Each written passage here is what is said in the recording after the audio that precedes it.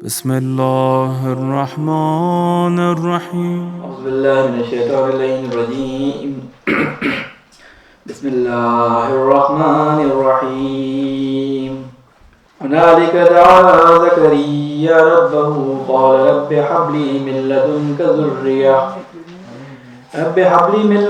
ذرية طيبة إنك سميع الدعاء فنادته الملائكة وهو قائم يصلي في المحراب أن الله يبشرك بيحيى مصدقا بكلمة من الله وسيدا وحسورا ونبيا من الصالحين قال ربي أنى يكون لي غلام وقد بلغني الكبر وامرأتي آخر قال كذلك الله يفعل ما يشاء قال رب اجعل لي آية قال آيتك ألا تكلم الناس 3 أيام إلا رمضا واذكر ربك كثيرا وسبح بالعشي والإبكار وإذ قالت الملائكة يا مريم إن الله اصطفاك وطهرك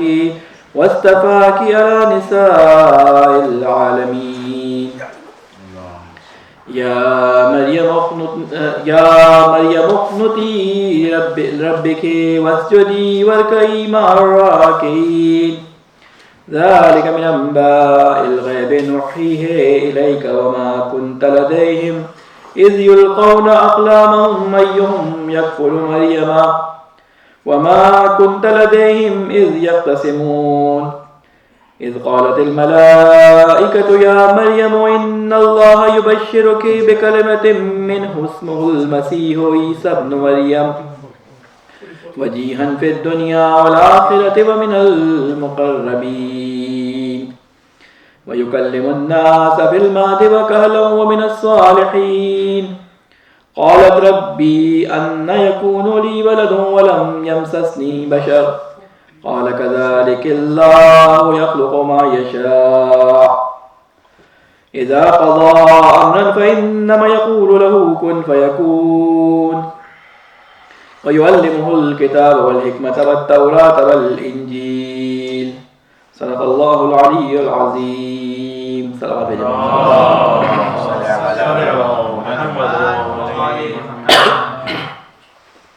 السلام علیکم ورحمۃ اللہ وبرکاتہ. ہماری گفتگو سورہ آل عمران کے ذیل میں آیت نمبر 37 تک کمپلیٹ ہو گئی تھی اور آیت نمبر 38 سے ہم نے آج اسٹارٹ کرنا ہے. جو گفتگو ہماری چل رہی تھی اس میں آپ کے سامنے جو بیان کیا تھا کہ وہ حضرت مریم علیہ السلام کے والد کو اللہ تعالیٰ کی طرف سے ایک خبر ملی تھی کہ آپ کی نسل میں وہ ایک ذریت الطیبہ یعنی ایک پاکیزہ ذریت جو ہے وہ چلائیں گے. اس کے بعد جب حضرت مریم کی والدہ حضرت مریم کی ولادت سے پہلے ان کے والد کا انتقال ہو گیا، یعنی حضرت مریم کے دنیا میں آنے سے پہلے ان کے والد کا انتقال ہو گیا، کیونکہ ان کی والدہ کو معلوم تھا کہ ان کی ذریت کے بارے میں اللہ تعالیٰ نے اس طرح کی خوشخبری دی ہے. تو انہوں نے پہلے سے یہ نیت کر لی کہ میں اپنے ہونے والے بچے کو معبد یعنی ہیکل سلیمانی کی عبادت کے لیے یا اس کی خدمت کے لیے وقف کروں گی. اس زمانے میں یہ طریقہ کار تھا کہ لوگ دین کی خدمت کے لیے اپنی اولادوں میں سے یا اپنے آپ کو یا یعنی کوئی مرد یا خاتون تو نہیں کرتی تھی، مرد اپنے آپ کو وقف کر دیا کرتے تھے ہیکل کی خدمت کے لیے، جو ہیکل میں مختلف کام کیا کرتے تھے. تو انہوں نے بھی حضرت مریم کی والدہ نے اپنی بیٹی یا بیٹا جو بھی ہونا تھا اس کو وقف کر دیا. اس کے بعد اللہ تعالیٰ نے ان کو بیٹی دی، اس کا نام مریم رکھا. تو انہوں نے کہا کہ میں جو ہے وہ سمجھتی تھی کہ میرا بیٹا ہوگا لیکن یہ تو بیٹی ہے. تو اللہ تعالیٰ نے کہا کہ اللہ تعالیٰ کو بہتر پتہ ہے کہ یہ بیٹی ہے یا بیٹا ہے کیا ہے. اور پھر وہ ساری گفتگو چلتی ہوئی ہماری یہاں تک آئی تھی کہ اللہ تعالیٰ نے حضرت مریم علیہ السلام کی والدہ کو تحسین کی، ان کی نیت کو قبول کرتے ہوئے ان کی تعریف کی. اور بات یہاں تک پہنچی کہ اب حضرت زکریا علیہ السلام کو ان کی کفالت ملی اور حضرت زکریا علیہ السلام ان کی پرورش کریں گے. یہاں سے حضرت زکریا علیہ السلام کی دعا شروع ہو رہی ہے. آیت نمبر 37 اس میں بات وہاں تک پہنچی تھی کہ حضرت زکریا علیہ السلام حضرت مریم علیہ السلام کے پاس گئے ہیں اور وہاں پہ انہوں نے کچھ ایسا رزق دیکھا ہے جو رزق معنوی تھا یا رزق ظاہری تھا کہ جس سے ان کو اندازہ ہوا کہ یہ کمرہ جس میں مریم کو میں نے رکھا ہے اور اس کو کھانے پینے کا اور تمام علم و فنون کا سکھانے والا تو میں ہوں. تو یہ رزق معنوی یا ایسی حکمت کی باتیں یا ایسا رزق، کیونکہ وہ پھل جو ہم لے آتے ہیں وہ کہیں ہمیں ملتے نہیں روایات میں وہ پھل تھے یا کہیں ہمیں، یہ انجیل جو ہے وہ انجیل کے اندر اس طرح کا ذکر ہے. تو کیونکہ ان کی جو سورہ فاتحہ ہے اس میں یہ لکھا ہے کہ اے اللہ تو ہمارے لیے آج کی روٹی کو ہمارے لیے ہمیں فراہم فرما. تو ان کے یہاں رزق سے مراد جو ہے روٹی لیا جاتا ہے. تو وہ شاید اس وجہ سے شاید میوے یا کھانا پینا ذہن میں آ گیا، لیکن بعد میں ذکر کیا کہ بغیر موسم کے پھل ہوتے تھے، لیکن قرآن مجید میں اس کا کوئی ذکر نہیں کیا گیا. رزق کا ہے تو رزق کے معنوی بھی ہو سکتا ہے کہ ایسی علم و حکمت کی باتیں کہ جو حضرت زکریا نے ان کو نہیں سکھائی تھی. تو انہوں نے پوچھا یہ رزق تمہارے پاس کہاں سے ہے؟ حیرت سے پوچھا تو انہوں نے کہا یہ اللہ تعالیٰ کی طرف سے ہے.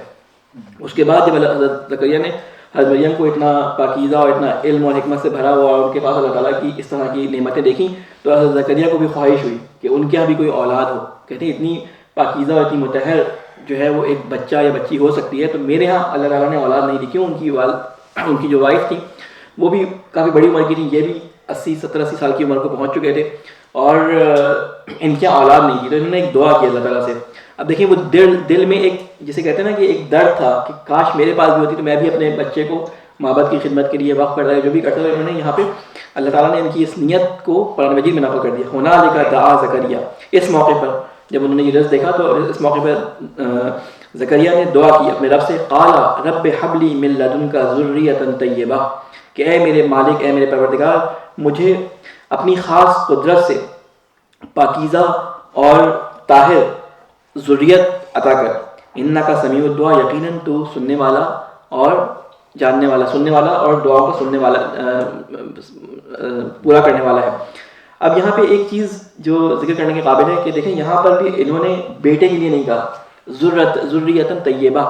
یہ ایک ہمارے لیے بھی سبق ہے اس کے اندر قرآن مجید کی آیت سے کہ جب ہم اولاد کے لیے دعا کریں تو ہمیشہ اللہ تعالیٰ سے ذریۃ طیبہ کی درخواست کریں کہ ایک پاک و پاکیزہ ذریت یا پاک و پاکیزہ نسل یا پاک و پاکیزہ اولاد ہمیں عطا فرمائے. اس کے بعد اللہ تعالیٰ نے فرمایا، زکریا نے فرمایا فنادت الملائکۃ وہو قائم یصلی فی المحراب. یہ جب دعا کر لی تو اس کے بعد فرشتوں نے آواز دی. اب بیچ کی داستان آپ کو کہیں نہیں ملے گی کیونکہ حضرت زکریا کا ذکر توریت کے اندر بھی بہت کم آیا ہے، انجیل میں بھی بہت کم آیا ہے. یعنی حضرت زکریا کی جو واقعات قرآن مجید میں نقل ہوئے ہیں یہاں پہ ذکر میں بہت کم ذکر حضرت زکریا کا جو ہے وہ بائبل کے اندر آیا ہے.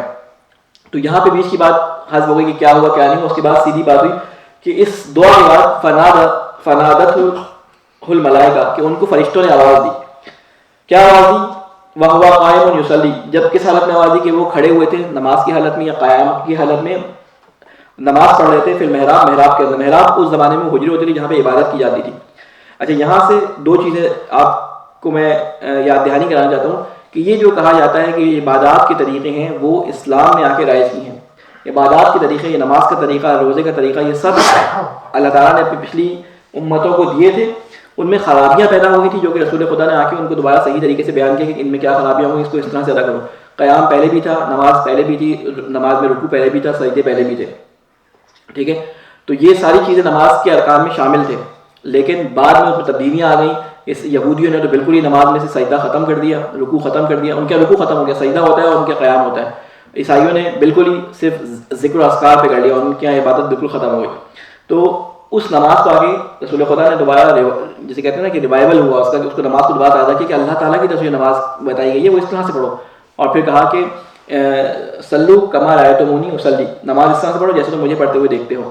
تو اس کا مطلب یہ نہیں کہ رسول خدا نے نماز کا طریقہ بتایا، رسول خدا نے اس نماز کے طریقے کو دوبارہ بیان کیا کہ جو نماز کا طریقہ اصل میں توریت اور انجیل میں بیان ہوا تھا، جو انہوں نے تحریف کر کے اس میں خرابی پیدا کر دی تھی. اب یہاں پہ اس میں سے ایک حصے کا ذکر ہے، قیام کا ذکر ہے.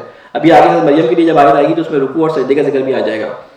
یہاں پہ کیا فرماتے ہیں فنادت الملائکۃ وہو قائم یصلی فی المحراب، کہ فرشتوں نے ان کو آواز دی جب وہ نماز پڑھ رہے تھے، نماز میں قیام کی حالت میں تھے اپنے محراب میں. ان اللہ یبشرک، کیا خبر دی کہ اللہ تعالیٰ، یہ کہ اللہ تعالیٰ آپ کو خوشخبری دے رہا ہے بے یحییٰ کی، مصدقا جو تصدیق کرنے والا ہے، بکلمۃ من اللہ، اللہ کے کلمے کی. ابھی میں اس کو معنی کرتا ہوں، اس کے معنی کیا ہیں. وسیدن، اور وہ کون ہوگا؟ وہ سردار ہوگا. وحصورا، وہ پاکباز ہوگا. ونبیا، اور نبی ہوگا. من الصالحین، صالحین میں سے.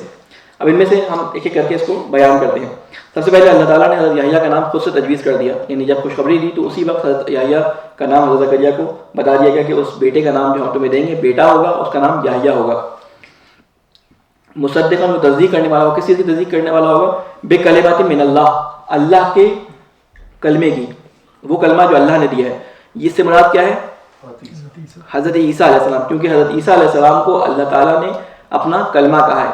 قرآن مجید میں سورہ آل عمران کے اندر اور بھی مختلف جگہوں پہ ایک جگہ ارشاد ہوا ہے کہ اللہ تعالیٰ نے عیسیٰ ابن مریم جو ہے وہ کلمۃ اللہ ہے, اللہ کا کلمہ ہے. اس کے بعد اللہ تعالیٰ نے حضرت یحییٰ کی خصوصیات بیان کی ہے کہ وہ اس کی تصدیق کرنے والا ہوگا, یعنی ان کا کام کیا ہوگا کہ وہ تصدیق کریں گے. یعنی ہر نبی کی خوشخبری اس سے پہلی والی کتابوں میں موجود تھی. حضرت عیسیٰ کی خوشخبری ان کے پہلے سے موجود تھی کہ ایک مسیح آنے والا ہے, ایک ایسا نبی آنے والا ہے جو بنی اسرائیل کی کھوئی ہوئی بھیڑوں کو جمع کرے گا, بنی اسرائیل کو دوبارہ سے جمع کرے گا اور ان کو دوبارہ دین کی تعلیم دے گا. تو یہ تعلیم ان کے یہاں پہلے سے موجود تھی. تو کہا کہ اس تعلیم کی تصدیق کرے گا یحییٰ. اور کیا کرے گا؟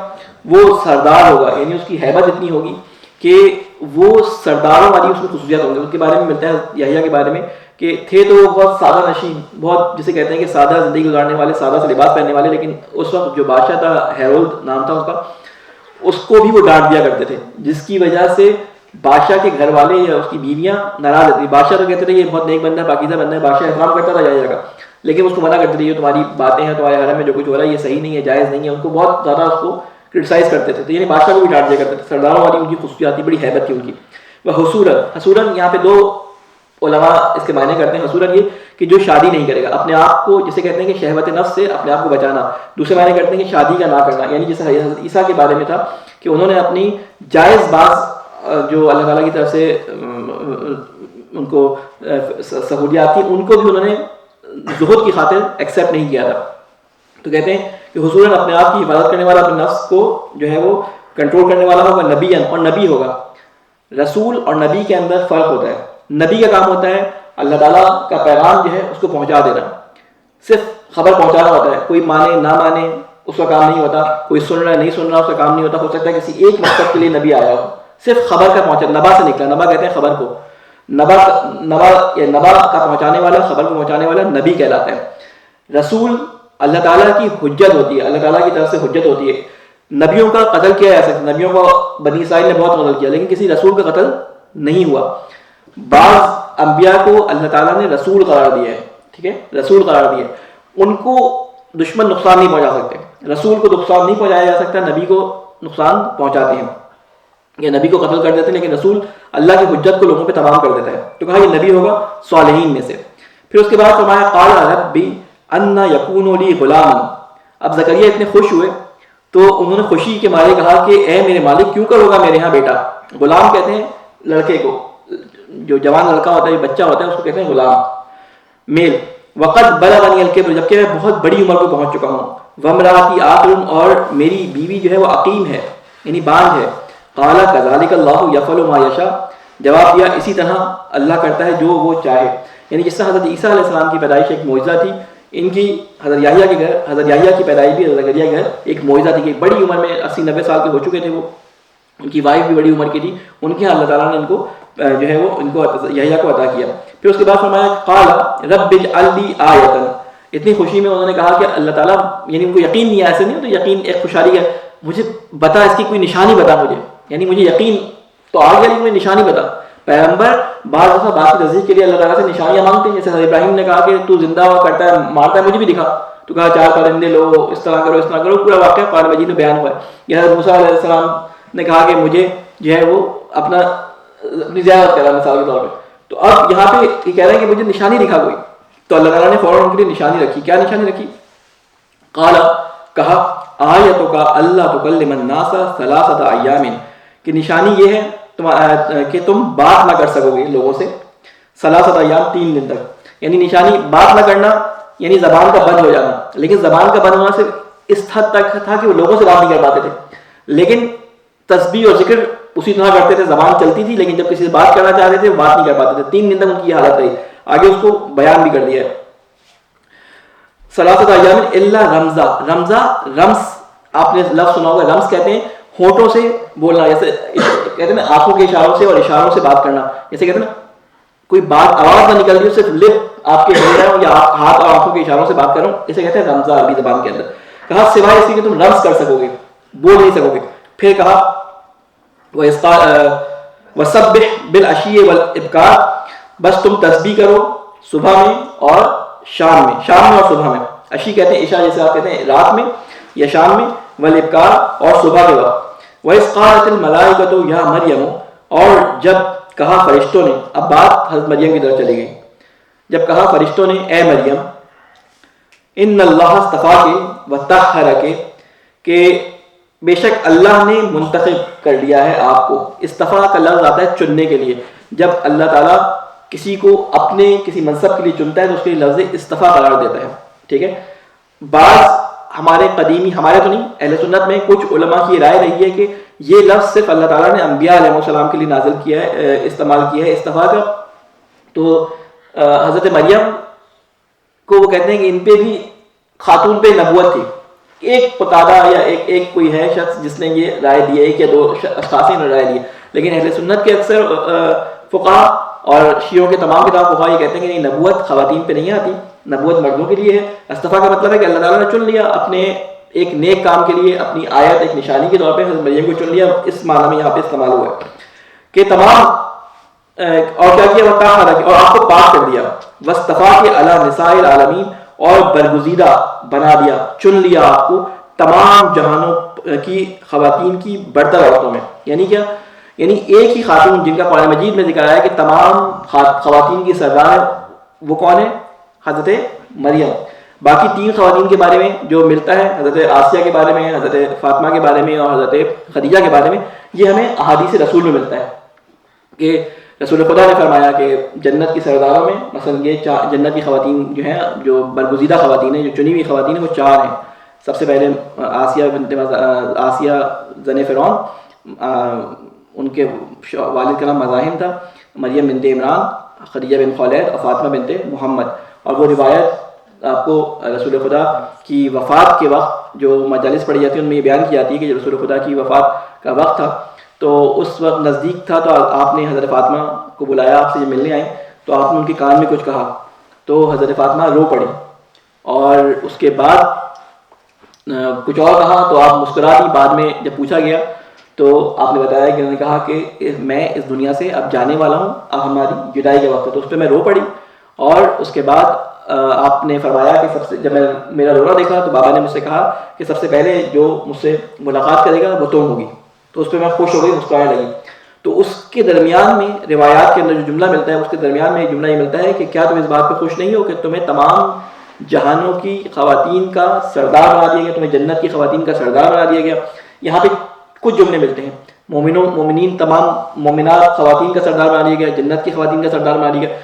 چند دین قسم کی روایتیں اس میں موجود ہیں. ٹھیک ہے, کافی بحث اس میں ہے علماء کے درمیان, لیکن اس بات پہ متفق ہے کہ چار خواتین ہیں جن کو اللہ تعالیٰ نے جنت کی سرداری کے لیے منتخب کیا.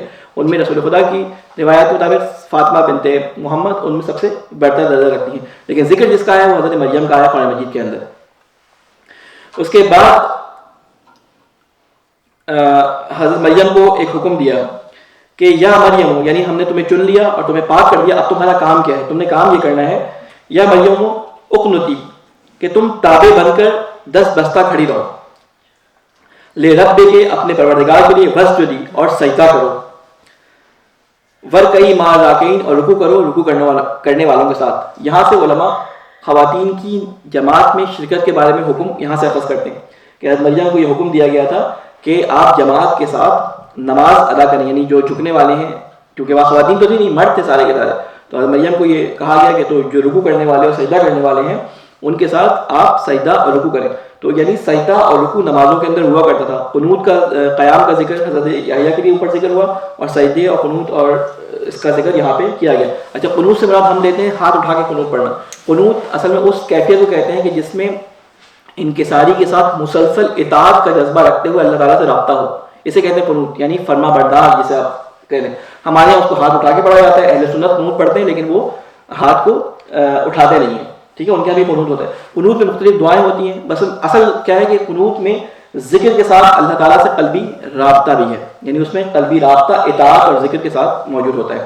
اس کے بعد فرمایا اس قالت الملائکۃ, سوری اس سے پہلے ایک اور آئے تھے, ایک سوال بھیجے محمد والا محمد.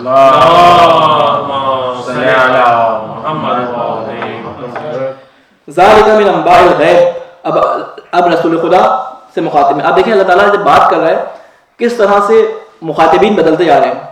ایک طرف پہلے حضرت مریم اور حضرت زکریا کا مکالمہ پیش کیا, پھر ایک دم سے حضرت زکریا کی دعا پیش کی, پھر حضرت یحییٰ علیہ السلام کی خصوصیات بیان کرنی شروع کی, پھر ایک دم سے حضرت زکریا کو خوشخبری کے بعد جو ہے نشانیاں بتائیں, اور پھر ایک دم سے اللہ تعالیٰ نے رخ اپنا موڑا رسول خدا سے جو ہے وہ حضرت مریم سے مخاطب ہوئے, اور پھر اس کے بعد اب جو ہے مخاطب ہو رہے ہیں رسول خدا سے مخاطب ہو رہے ہیں. یہاں پہ اب مسلمانوں کی طرف رخ پھیر لیا. میں نے آپ سے کہا تھا کہ یہ اللہ تعالیٰ کے خطبات ہیں. خطبہ کیا ہوتا ہے؟ خطبے میں خطبہ دینے والا مختلف مخاطبین کو مد نظر رکھتا ہے, کبھی اس کی طرف دیکھتا ہے تو اس کو کچھ بولتا ہے, کبھی اس کی طرف دیکھتا ہے تو اس کو کچھ بولتا ہے, اور یہ سارے مخاطبین کو اپنی طرف جسے کہتے ہیں متوجہ رکھتا ہے, اور سب سے مربوط ہوتی ہے کیونکہ سب سن رہے ہوتے ہیں, لیکن مخاطب بعض کو بدلتے رہتے ہیں. تو اللہ تعالیٰ رسول خدا سے مخاطب ہو کے کیا کہہ رہے ہیں؟ ذالک من انباء الغیب, یہ باتیں غیب کی خبریں ہیں. یہ جو ہم باتیں انباء خبریں آپ کو بتا رہے ہیں یہ ساری غیب کی خبریں, نوحی ہے الیک, ہم آپ کی طرف اس کو وحی کر رہے ہیں. وما کنت لدیہم, اور آپ اس وقت موجود نہیں تھے. اب ایک واقعہ بتانا شروع کر رہے ہیں کہ آپ اس وقت نہیں تھے. کس وقت؟ کہ جب وہ لوگ کیا کر رہے تھے؟ اذ یلقون اقلامہم ایہم یکفل مریم, کہ جب وہ اقلام اپنے قلم ڈال رہے تھے کہ کون مریم کی کفالت کرے گا. قلم ڈالنا اصل میں اس کے لیے ہمیں پہلے تھوڑا سا دیکھنا پڑے گا کہ قلم ڈالنا کیا ہوتا ہے. اس زمانے میں قلع کشی جو ہوتی تھی, قلع جو نکالتے ہیں, ہمارے قلع اندازی کہتے ہیں, اصل لفظ ہے قلع کشی. قلع اندازی کہتے ہیں ڈالنے کو, قلع کشی کہتے ہیں اٹھانے کو, ٹھیک ہے, قلع اٹھانا.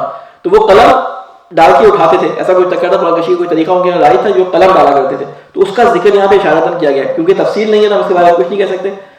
پرانی کی کتابوں میں اس کا طریقہ کار ملتا ہے کہ قلع کشی کا طریقہ قلم سے کیا ہوتا تھا. حضرت رسول خدا صلی اللہ علیہ وسلم کی زندگی میں ہم پڑھ رہے تھے, حضرت عبداللہ کے لیے جو ان کے والد نے حضرت عبدالمطلب نے قلع ڈالا تھا, وہ بھی اسی طرح ڈالا تھا کہ جب وہ کہا تھا کہ میں آخری بیٹا قربان کروں گا, اور قلع ڈالتے گئے تو 100 اونٹ ہو گئے, لیکن قلع جو ہے وہ حضرت عبداللہ کے لیے نکلتا رہا کہ اس کو میں اللہ کی راہ میں قربان کروں گا. لیکن جب 100 اونٹ پورے ہو گئے تو پھر قلع جو ہے عبداللہ کے نام 100 اونٹوں کے نام نکل آئے, تو حضرت عبداللہ کو انہوں نے بچا لیا. یہ ایک طریقہ کار اس زمانے میں رائج تھا کہ بڑھاتے آتے تھے تعداد کو جو نظر یا منت مانتے تھے. بہرحال تو انہوں نے کہا کہ تم موجود نہیں تھے جب وہ قلم ڈال رہے تھے. کس چیز پہ قلم ڈال رہے تھے, کس چیز پہ قلع کشی کر رہے تھے؟ اس چیز پہ قلع کشی کر رہے تھے کہ مریم کی کفایت کون کرے گا. کیوں؟ اس لیے کہ پہلا موقع تھا کہ کوئی لڑکی, کوئی فیمیل آئی تھی وہاں پہ عبادت کے اس کے لیے, اور اس کی برکتیں دیکھ چکے تھے کہ مریم کے پاس ایسے ایسے رزق آ رہے ہیں. مریم کی جسے کہتے ہیں نورانیت, مریم کا زہد, مریم کا تقویٰ ایسا تھا کہ اس کی کفالت کے لیے ہوتا تھا کہ کون اس کی کفالت کرے گا. 3 سال کی یا 4 سال کی تھی مریم وہاں پہ آ گئی تھی, تو لڑتے تھے آپس میں. تو اس زمانے میں حضرت زکریا علیہ السلام جو ہے وہاں کے پریسٹ تھے, ہیڈ پریسٹ, تو قلع ان کے نام نکلا. یہ خالو بھی تھے, ہیڈ پریسٹ بھی تھے, تو قلع ان کے نام نکلا, تو ان کے ہاتھ میں کفالت دے دی گئی. وما کنت لدیہم اذ یختصمون, کہ کون مریم کی کفالت کرے گا, اور وہ آپس میں اس سلسلے میں جھگڑ رہے تھے. اذ قالت الملائکۃ, اب حضرت مریم کی طرف دوبارہ رخ پھیرا گیا. جب کہا ملائکہ نے, اے مریم, ان اللہ یبشرک بکلمۃ منہ, بے شک اللہ بشارت دیتا ہے تم کو کلمۃ من اللہ, اللہ کی طرف سے کلمے کی. کلمہ کیوں جاتا ہے, کہا جاتا ہے عیسیٰ علیہ السلام کو؟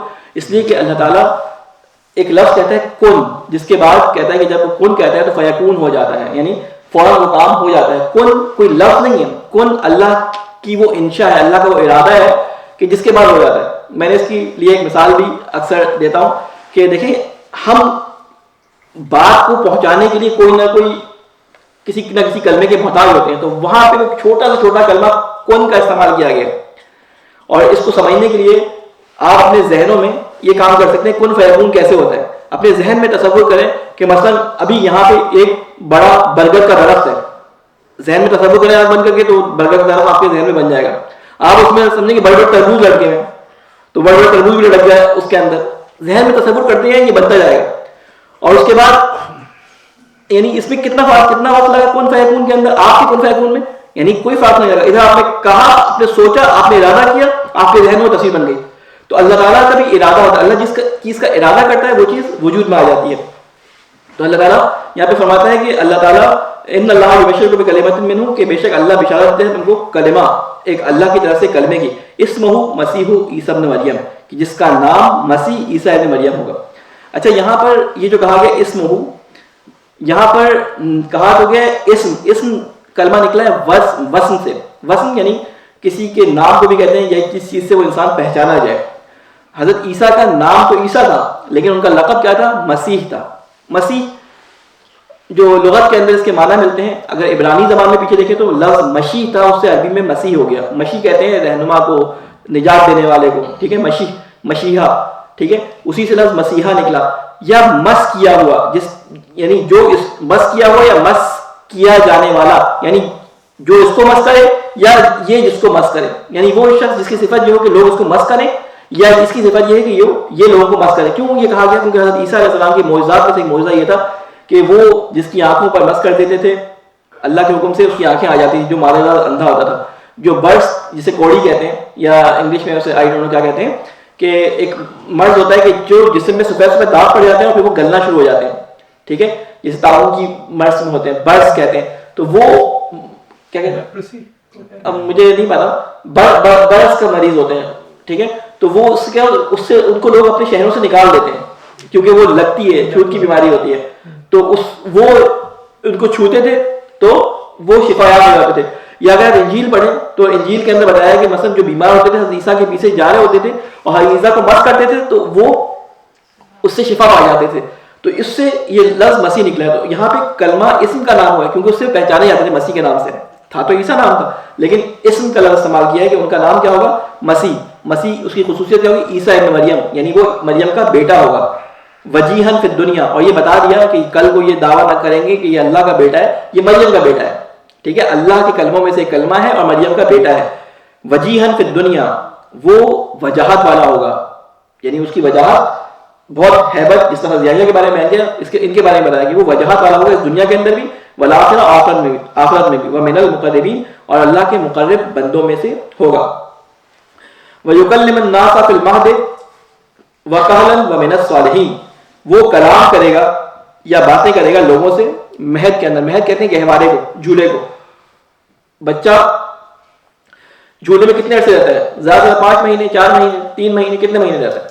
4 مہینے سے زیادہ بچہ جھولے میں نہیں رہتا، اس کے بعد جھولے سے نکل آتا ہے. اس کا مطلب ہے کہ حضرت عیسیٰ اتنے چھوٹے تھے کیونکہ حضرت مریم ان کو پہلی دفعہ جب لے کے آئیں تو آپ کو معلوم ہے کہ ان کے اوپر اعتراضات ہوئے تو انہوں نے آگے ذکر آئے گا، اللہ تعالیٰ نے کہا تھا کہ آپ خاموش رہیے گا، یہ بچہ خود بولے گا، ٹھیک ہے. تو وہ آگے ابھی آیات میں ذکر آ جائے گا. تو مہد کا مطلب وہ چھوٹے سے تھے اور ایک پنگوڑے کے اندر یا جسے کہتے ہیں کہ جھولے کے اندر تھے. اور دوسرا لفظ جو ہے یہ بڑا امپورٹنٹ ورڈ ہے، اس میں لفظ ہے وَكَهْلًا. کہلن کوہل، کوہل کہتے ہیں وہ شخص جو 40 سال سے بڑا ہو اور 50 سال یا 60 سال سے چھوٹا ہو، 55 سال سے چھوٹا ہو، کیونکہ 55 کے بعد والے کو شیخہ کہتے ہیں، ٹھیک ہے، شیخ کہتے ہیں، یعنی جو 55 سال سے اوپر چلے جائے وہ شیخ کہلاتا ہے. اور کہل کہتے ہیں 40 سال سے 55 سال کی عمر کے درمیان کے فرد کو. لیکن اگر آپ دیکھیں تو حضرت عیسیٰ علیہ السلام کو جو بظاہر ان صلیب پہ چڑھانے کا واقعہ پیش آیا وہ حضرت عیسیٰ صرف 34 سے 36 سال کے تھے، 36 ایئر کے تھے، یعنی اس کے بعد اللہ تعالیٰ نے ان کو آسمان پہ اٹھا لیا. تو اس کا مطلب ہے کہ حضرت عیسیٰ علیہ السلام واپس آئیں گے. کہلا یعنی بڑھاپے کی ہوئی کہل کی عمر ہے، اس میں بھی وہ کلام کریں گے. تو یہ دونوں کا ذکر کرنے کا مقصد یہ تھا کہ یعنی دونوں معجزات اس طرح سے ہوں گے کہ لوگ سمجھ رہے ہوں گے وہ اس دنیا سے جا چکے ہیں.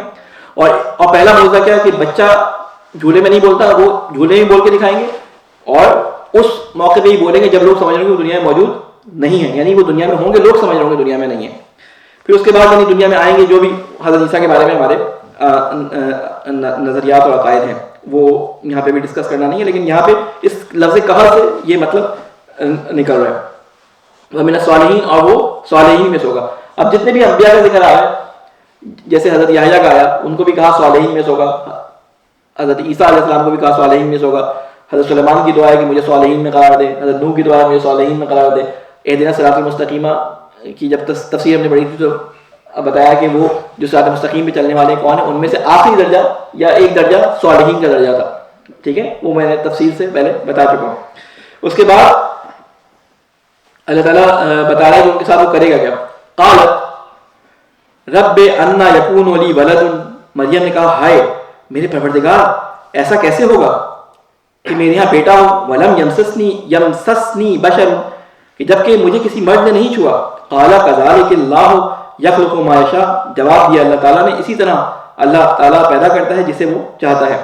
اذ قضا امرا فانما یقول له کن فیکون، جب وہ کسی چیز کا ارادہ کر لیتا ہے کسی امر کا تو بس حکم دیتا ہے اسے کہ ہو جا، بس وہ ہو جاتا ہے. اب یہاں پہ حضرت عیسیٰ علیہ السلام کے بارے میں بتا رہا ہے کہ وہ ان کے ساتھ کرے گا کیا. وَيُعَلِّمُهُمُ الْكِتَابَ وَالْحِكْمَةَ وَالتَّوْرَاةَ وَالْإِنْجِيلَ، اور اللہ تعلیم دے گا اس کو کتاب کی اور حکمت کی. اب میں بیچ کا ترجمہ نہیں کر رہا، توریت کی، انجیل کی، یہاں پہ سارے واو آئے ہیں. اب قرآن مجید میں جو الفاظ استعمال ہوتے ہیں جیسے واو ہے، واو کئی معنی میں آتا ہے. واو عکس کے لیے بھی آتا ہے، ملانے کے لیے بھی آتا ہے، واو تفسیر کے لیے بھی آتا ہے، واو حال بتانے کے لیے بھی آتا ہے. واو جملے کی ابتدا میں آئے تو واو مستانفہ کہلاتا ہے، واو قسم کے لیے بھی آتا ہے. یعنی واو بھی کئی قسمیں ہیں. ایک واو کو دیکھ کر خالی لغت دیکھ کے آپ یہ نہیں کہہ سکتے واو کا مطلب اور ہوتا ہے یا اور لکھ دیں. ٹھیک ہے، تو یہاں پر علماء بیان کرتے ہیں کہ یہ جو بیان کیا ہے یہ واو تفسیری ہے. کیا مطلب کہ اللہ تعالیٰ فرماتا ہے کہ وَيُعَلِّمُهُمُ الْكِتَابَ وَالْحِكْمَةَ، کہ اللہ تعالیٰ اس کو کتاب کی تعلیم دے گا، حکمت کی تعلیم دے گا، یعنی توریت کی اور انجیل کی. واو تفسیریہ ہے یہاں پہ. کتاب سے مراد کیا ہوتا ہے؟ کتاب سے مراد میں نے آپ کو بتایا تھا قوانین کا مجموعہ. توریت جو ہے اگر آپ دیکھیں تو توریت کلن صرف رائے احکام ہے. توریت کے اندر صرف احکامات احکامات احکامات، اور انجیل کے اندر اخلاقیات ہیں، اس طرح کی ساری چیزیں.